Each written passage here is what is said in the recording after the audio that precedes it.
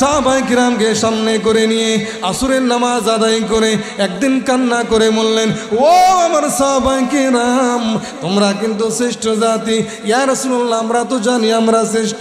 নবী আমার জিজ্ঞাসা করলেন, তোমরা আমাকে দেখে দেখে মুসলমান, কিয়ামতের আগে এমন একটা ফিতনার জামানা আসবে, তসবির সুতা কেটে দিলে দানাগুলো যেভাবে ছড়িয়ে ছড়িয়ে পড়ে যায়, কিয়ামতের আগে আমার উম্মতের মধ্যে এমনভাবে ফিতনা প্রবেশ করবে, অনেক আলেম এসে বলবে নামাজের পরে মোনাজাত নাই, নফল নামাজ নাই। রমজান মাস যখন আসবে বলবে তারাবি নামাজ 8 রাকাত।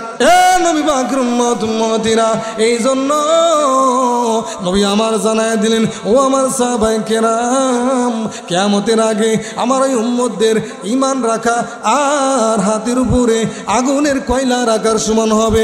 সাহাবায়ে কেরাম কান্না শুরু করে দিলেন, ইয়া রাসূলুল্লাহ, ইয়া হাবিবাল্লাহ, তাহলে তো সকলে জাহান্নামী হয়ে যাবে।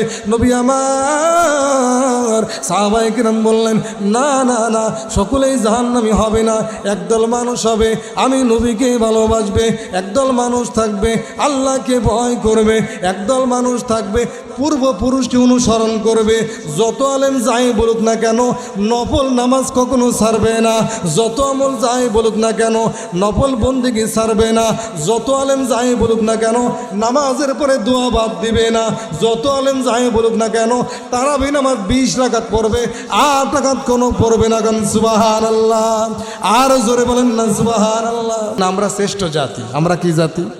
শ্রেষ্ঠ জাতি। কিন্তু শ্রেষ্ঠত্ব ধরে রাখতে না পারলে আমরা আর শ্রেষ্ঠ থাকবো না।